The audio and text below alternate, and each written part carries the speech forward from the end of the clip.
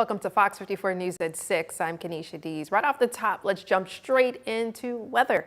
We have a live look you're about to see off of Governor's Drive. You can still see some slick roads for sure. We had a lot of rain throughout the afternoon across the Tennessee Valley, which brings in severe tornado warnings that we've also seen. Fox 54 Weather Impact Chief Meteorologist Jordan Dressman joins us. Jordan, are we expecting any more of that storm activity tonight? Yeah, we're definitely going to continue to talk about some thunderstorms through the next couple of hours, and maybe even a couple of thunderstorms develop across the Tennessee Valley as we head into the overnight. But the overall threat for severe weather is going to remain incredibly low across the Tennessee Valley. And truthfully, we haven't seen much in the way of any sort of severe weather across the Tennessee Valley this afternoon. Yeah, we did have that tornado warning that was in effect for all of about 7 minutes, but it appears that it was just simply false returns being produced by the radar. So there was actually no real concern for anything tornadic. What we're still concerned about, though, is the incredibly heavy rain that continues to fall across northeast Alabama that could be producing some localized flash flooding. So this is obviously something we're going to want to pay attention to over the next couple of hours.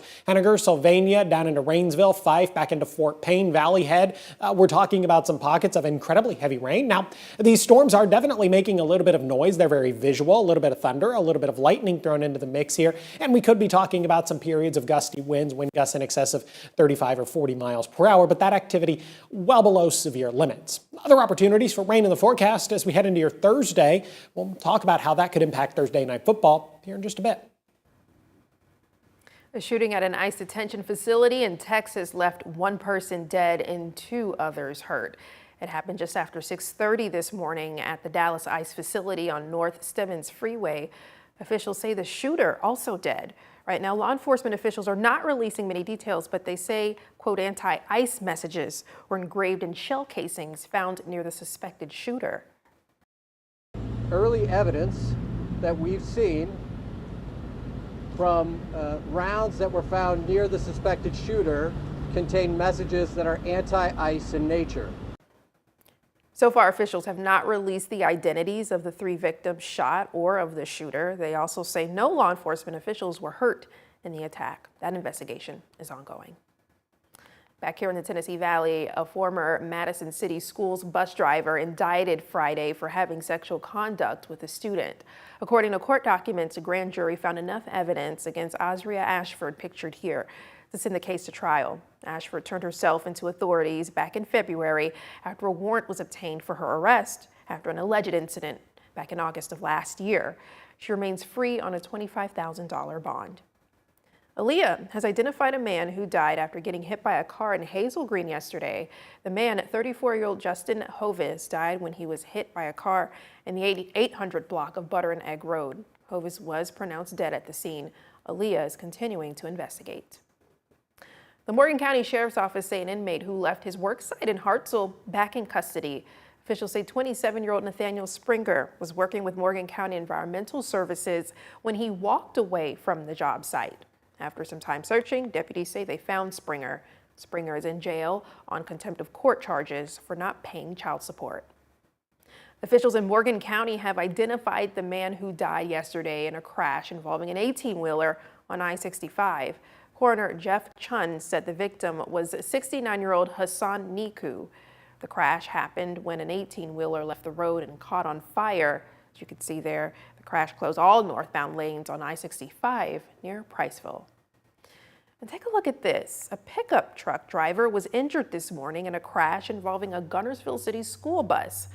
Guntersville City Schools says the crash happened as the bus was leaving Gunners Landing near Highway 431 at North and Buck Island Drive.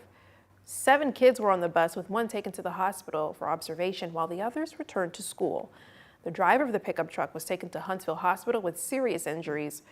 School officials say all the students and the bus driver are safe and gave their gratitude to local first responders and their quick and professional assistance. The city of Moulton ended last night's runoff with another hang-up. The polls were closed, ballots counted, but the District 1 City Council seat still didn't have a clear winner. When the ballots were counted, Danny Morris had 39 votes. Reagan Eves had 36 and Marsha Ferris had 23 votes. After some deliberation today, the council will be moving forward with Morris, the candidate with the highest number of votes. Fox 54's Kip Aguayo shows us the latest out of Moulton.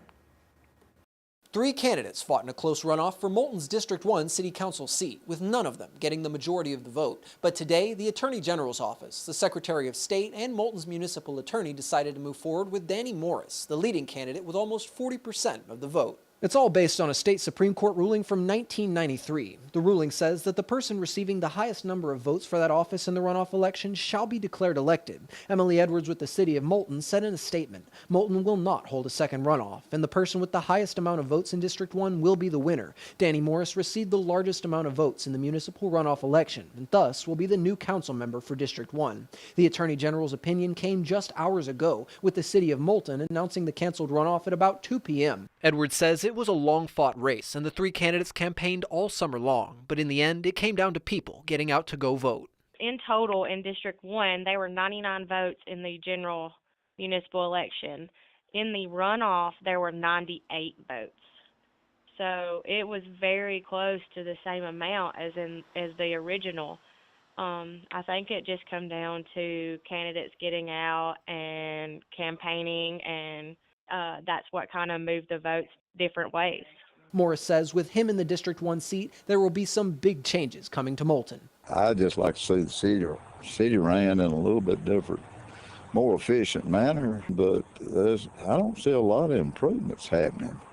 And there's a lot of things that we need to have done. Streets need to be repaired. So many potholes in the streets around the city. It's terrible to drive on from time. And got a lot of drainage issues. Like in other cities around the Tennessee Valley, Morris and the new city council will take their seats in November. In Huntsville, I'm Caleb Aguayo, Fox 54 News. Wow, Caleb, it's been quite an election season, municipal-wise. You were in Guntersville. Yesterday, I know.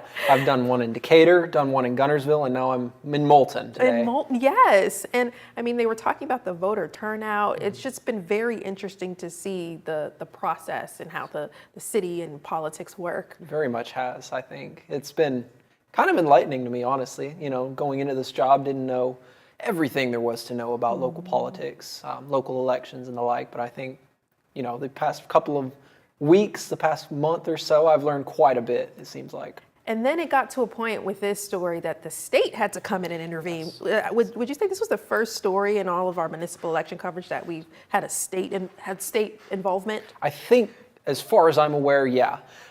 So I guess in Guntersville they didn't. In Decatur, I don't think they did.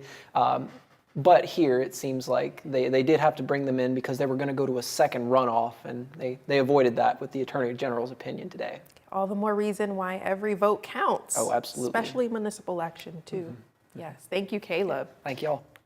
All right. Well, the Huntsville City Council is meeting tomorrow at City Hall. On the agenda is a motion to put the City Detect vote on pause. City Detect would allow the city to put AI cameras on garbage trucks to help detect code violations. The vote has gained controversy over concerns with budgeting aspects, privacy issues, and how the video the cameras capture is stored. The City Council will also vote to adopt the city's annual budget for 2026, and they will look to annex just under 15 acres of land on the east of Greenbrier Road and north of I-565. City Council meeting is open to the public and are held at City Hall at 5:30.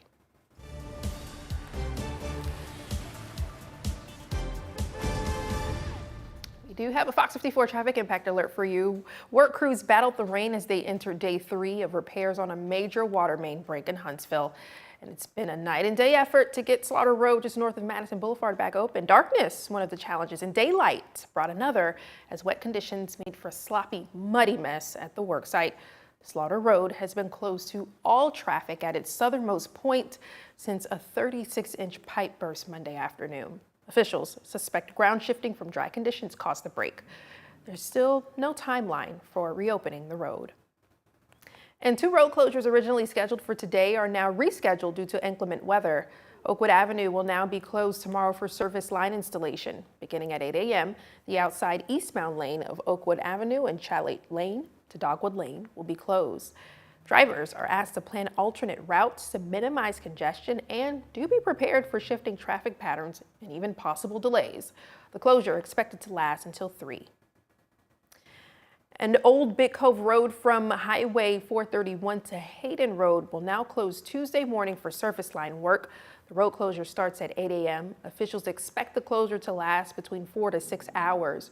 You're asked to avoid the area if possible. If you have to drive through the work zone, make sure to drive carefully. For more traffic impact alerts, go to FOX54.com. My children starting over in new schools, me losing a job, trying to find all the places that make us feel at home. It can be tough for military families to move from coast to coast, but there's a group wanting to make it easier. They're called Blue Star Families. More on how they're helping up ahead.